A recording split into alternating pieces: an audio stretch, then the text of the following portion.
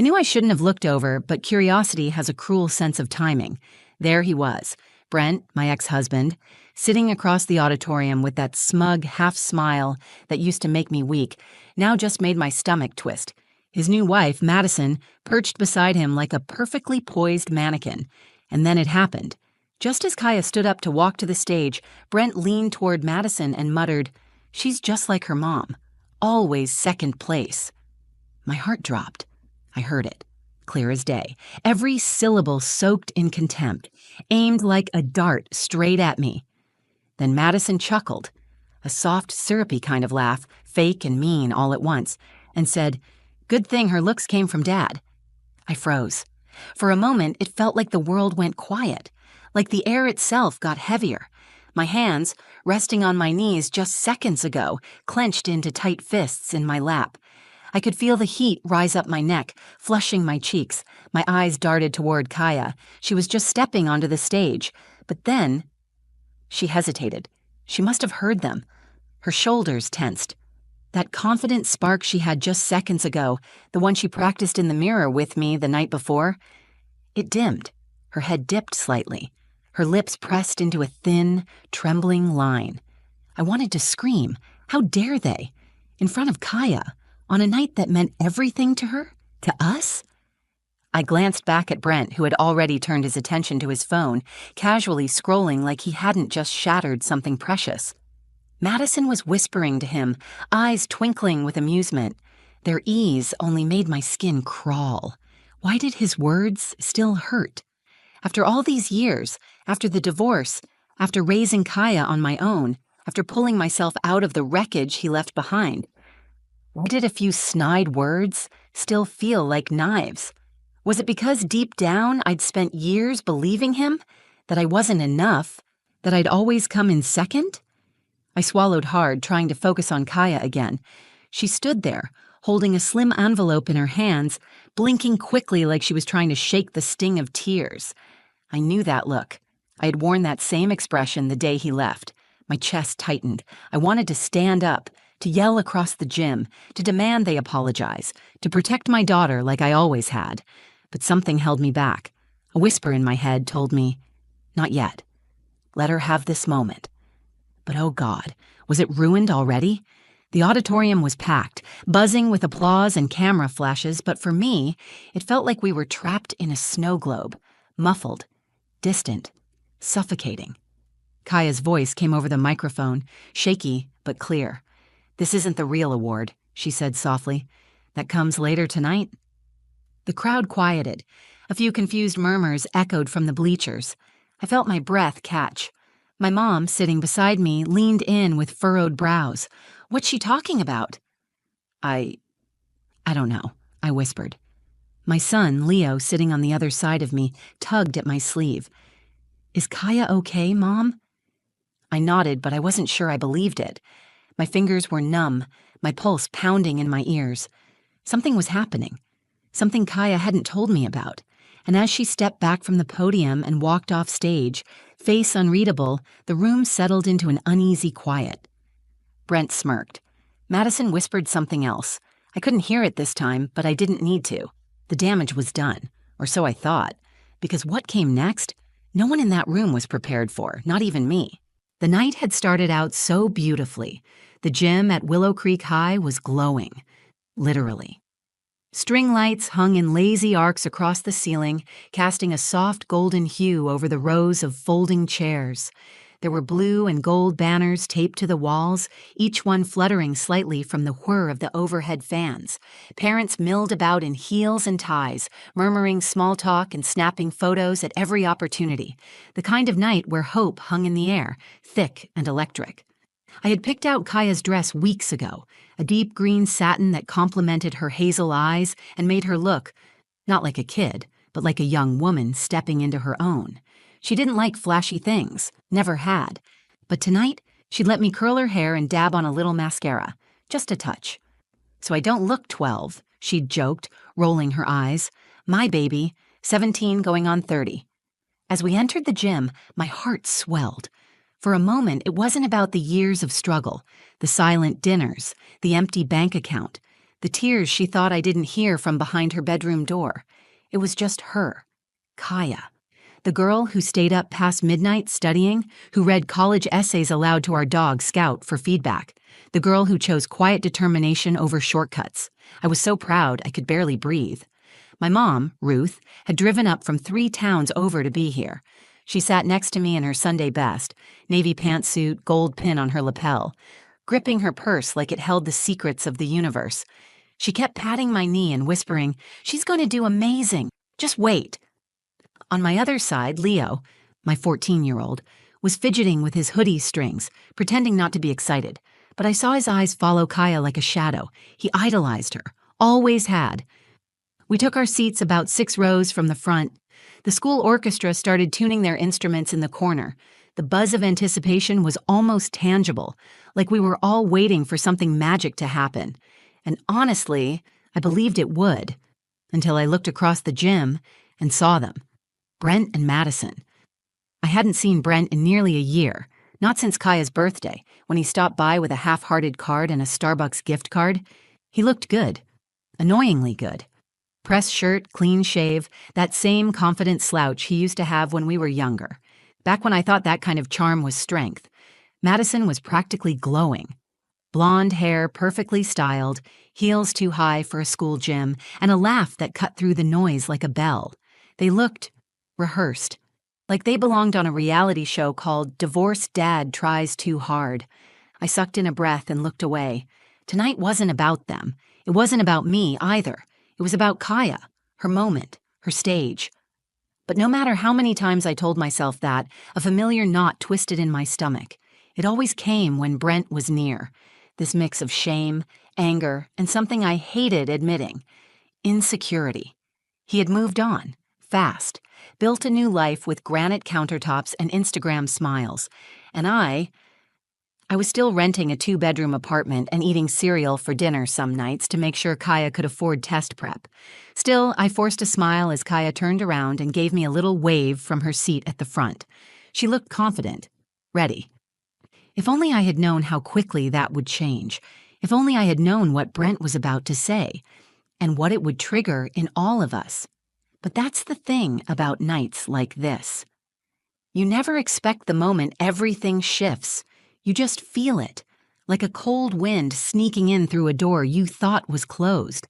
It happened fast, the kind of moment that unravels you before you realize you're even fraying. Kaya's name was called for her first award, Outstanding Academic Excellence. The crowd applauded politely. It wasn't the big one, not yet, but I still clapped like it was the Nobel Prize. She stood from her seat in the front row, her back straight, dress smooth, and hair falling in soft waves around her shoulders. She looked so calm, so herself. That beautiful, quiet confidence I'd seen so many times before, when she aced her AP Chem exam, when she gave her presentation on coral reef bleaching, even when she read her college acceptance letter and barely cracked a smile. That was Kaya, grace under pressure. And then I heard it. Brent leaned sideways, not even whispering, just low enough to avoid being picked up by anyone but the people around him, and said to Madison, "She's just like her mom, always second place." The words hit me like an open-handed slap, a dull, burning sting. I couldn't breathe for a second. Madison laughed, soft, breathy, cruel. Good thing her looks came from Dad. My jaw clenched, my fists curled on instinct. My fingernails dug into my palms, but I barely felt it. Every sound in the gym dulled. The applause, the distant rustle of chairs, even the announcer's voice faded under the weight of those 2 sentences. Kaya was already walking toward the stage, but something in her gait shifted. Her steps faltered for half a second. Her head turned, just slightly, toward where her father sat. She heard them. I knew she did. Her back stiffened. Her shoulders, usually relaxed and fluid, tensed like she was bracing against wind. When she reached the podium and turned to face the crowd, I saw it in her eyes. She was blinking too fast, just like I used to when I was trying not to cry in public. My chest ached. I wanted to run to her to tell her it didn't matter, that they didn't matter. I wanted to shout at Brent across the room, tell him how disgusting he was. How dare he try to ruin this for her, for us. But I didn't move. I couldn't. I was frozen by fury, by heartbreak. Why? Why now?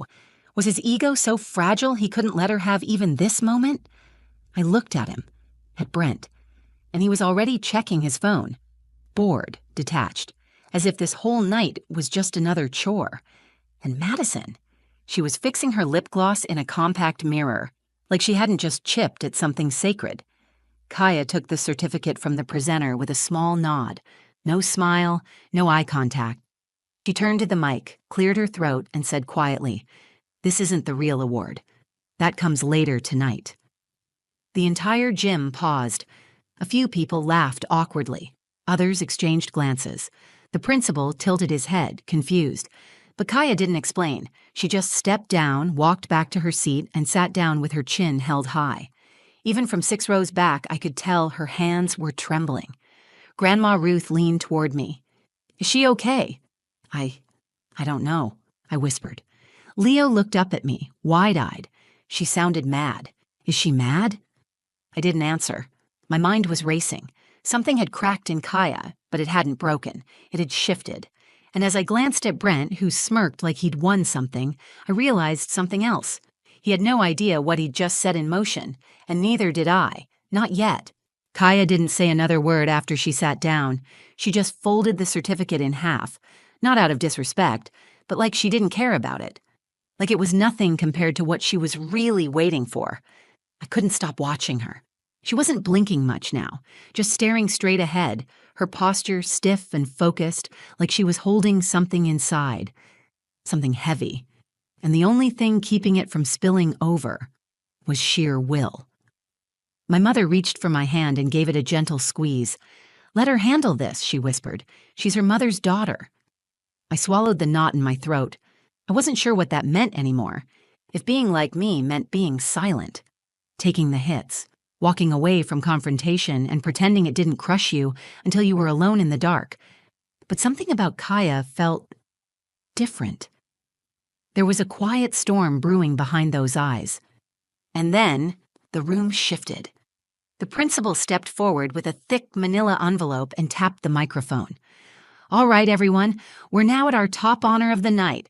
This award goes to the student with the highest cumulative GPA in the senior class, someone who has demonstrated academic excellence, leadership, and extraordinary resilience." He smiled, not just politely, but warmly, genuinely. "This year's valedictorian is Kaya Ward." The room froze. No applause, no movement. Even the air seemed to stop. I didn't move either. I couldn't. I looked over at Kaya, expecting surprise, maybe a slow smile or tears, but she didn't react at all. Not at first. She stood up slowly, gracefully, as if she had been waiting for this exact moment, like she had known it all along. As she walked back toward the stage, I noticed something subtle, but powerful. The way she adjusted her shoulders, taller, firmer, like someone stepping into armor, each step louder than the last, echoing against the gym floor. Brent sat forward, blinking in disbelief. Madison tilted her head, confused. It was the first time all night she wasn't smiling. Kaya took the envelope and stood at the microphone. She didn't look at me. She looked directly at her father. The silence was thick. Even the babies in the back of the gym had gone quiet. You could hear someone cough in the 3rd row. That's how still it was. And then she spoke. Her voice was calm, steady, like steel wrapped in silk. "People have told me my whole life that I'd always be second best." She paused. "Let it sit there. That I'd never quite measure up. That I wasn't enough. Not smart enough. Not pretty enough. Not important enough." The crowd was frozen. I heard the principal shift on his feet. Even Leo leaned in, his breath shallow. Kaya continued, "But my mom, she never told me I was better than anyone else. She told me to work. She told me to listen, to keep going, even when the people who should have believed in me were the first to doubt me." Brent shifted in his chair. His face had gone pale. Kaya's voice didn't crack, not once. "So tonight I'm standing here not because I was louder or because I wanted revenge. I'm standing here because I earned it, because my mom showed me how to rise. Quietly but completely." Her eyes flicked to me just for a second. "I'm valedictorian, and I'm proud to be my mother's daughter." The room didn't cheer yet. It couldn't. We were all too stunned. But something had changed. In me, in her, in everyone watching. Kaya had just taken back her story, and she did it with fire in her veins, and my last name on her lips. The moment hung in the air like a breath no one dared release. Kaya stood there, still holding the microphone, her chin lifted ever so slightly. It wasn't arrogance. It was something stronger than that. Clarity. She had just told a room full of people, her father included, who she really was. No filters, no apologies, and no one had anything to say. Not even Brent.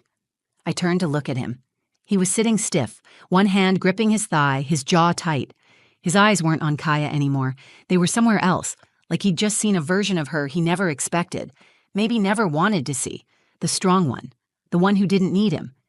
Next to him, Madison was frozen, lips parted just slightly. Her face was unreadable.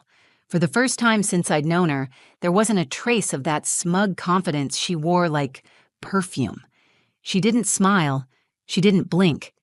She just stared at Kaya like she couldn't believe a teenager had just dropped a truth bomb on the entire gym and walked away without flinching.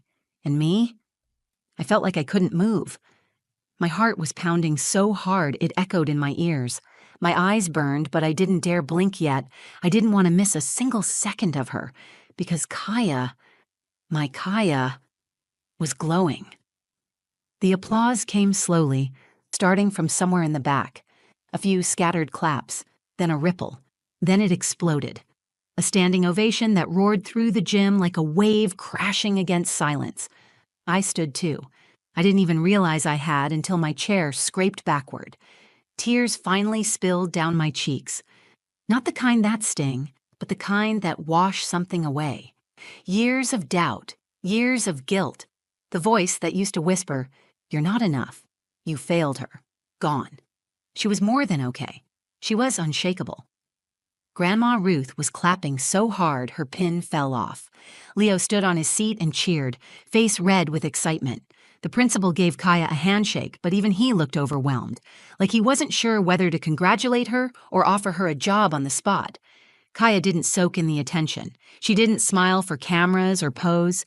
She stepped off the stage the same way she'd walked on, quietly, purposefully, with grace. She walked straight to me. I was already crying, trying to collect myself, but when she wrapped her arms around me, everything just cracked open. She whispered, "Did I go too far?" I shook my head, still crying. "No, baby, you didn't go far enough." We hugged for a long time, right there in the aisle, people still clapping around us, and then, as the noise settled, I felt a presence nearby. I turned my head. Brent had stood up. His hands were in his pockets, and he was looking at Kaya like he wanted to say something, like maybe he finally saw her for who she was, not who he thought she should be. But before he could open his mouth, Kaya turned her head just slightly and said, without looking at him, "Don't ruin this." It wasn't mean. It was honest, and he stopped. He nodded, just once, and sat back down. Madison leaned toward him to whisper something, but he didn't respond. Kaya took my hand. We walked back to our seats like nothing had happened, like everything had happened, and for the first time in a very, very long time, I felt whole. The drive home was mostly quiet, the kind of quiet that wasn't awkward, just peaceful, the kind where the storm had passed, but the wind still hummed in the background. Kaya sat in the passenger seat with the envelope clutched in her lap. She hadn't opened it yet. I think she just liked holding it. Not for the paper inside, but for what it meant. Leo was in the back seat, earbuds in, humming off-key and bouncing his knees like he couldn't shake the buzz of the night. Grandma Ruth had driven separately, but before she pulled out of the school parking lot, she rolled down her window and yelled, "Your mama raised a giant, Kaya." Kaya actually laughed. Not the little polite laugh she gave at school functions, but a real one, warm and unfiltered. I hadn't heard that sound in a while. When we finally got home, she followed me into the kitchen and leaned against the counter, still in her dress, still barefoot from the second we walked in the door. She was quiet for a minute, then said, "I heard him, you know, Dad." I didn't say anything right away. My instinct was to rush in with comfort, to shield her, but something told me to just listen. I heard everything. When he said I was like you, always second place. And when she laughed, I met her eyes. They weren't angry, just tired. Tired of pretending it didn't sting. It hurt, she admitted. Not because I believed it, but because he did. He really thinks I'm less because I'm like you. I nodded slowly. I used to think that too, I said quietly. She looked at me, surprised. I spent years wondering if maybe he was right, that I wasn't ambitious enough, not strong enough, that if I had been more beautiful, more assertive, more something, maybe he wouldn't have left. Maybe he would have respected me. Her face softened. But he was wrong. I know, I said. Now I know. She took a deep breath and smiled, the small, private kind. That speech wasn't just for him, Mom. It was for me. I needed to say it out loud. And I needed to hear it, I said, my voice catching in my throat. We stood in the kitchen a while longer, the hum of the refrigerator, the quiet creak of the floor beneath us. Everything felt still, settled. Kaya finally opened the envelope. Inside was the official letter naming her valedictorian, along with a full-ride scholarship offer from Stanford, something we didn't even know she was in the running for. She handed it to me. I want you to hold on to it. I wouldn't have gotten this without you. I held the letter like it was made of glass, but what she said next hit me harder than anything else that night. You showed me how to be strong without having to be loud, how to stay kind even when people don't deserve it, and how to stand up, not with fists, but with truth. Tears filled my eyes again. This time, I didn't fight them. That night, I watched her fall asleep on the couch with Leo curled up beside her, his head on her shoulder. The letter rested on the coffee table, a soft glow from the lamp hitting the Stanford crest. And I realized something. You don't have to scream to change the story. Sometimes the loudest thing in the room is a girl holding her head high, and a mother who taught her how. And that's our story. If you've ever been made to feel small, overlooked, or like someone else got to write your ending, I hope this reminded you that you hold the pen. That strength doesn't always shout. Sometimes it stands quietly, tells the truth, and lets the silence do the rest. If this story moved you, if it made you feel something, please give it a like. Share it with someone who needs to hear it, and drop a comment below. I'd love to hear your thoughts, your own story, or even just a word of encouragement for other parents, daughters, or anyone who's been through something similar. And if you want more real, raw, and honest stories like this, go ahead and subscribe to the channel and hit that little bell so you never miss what comes next. Thanks for being here. We'll talk again soon.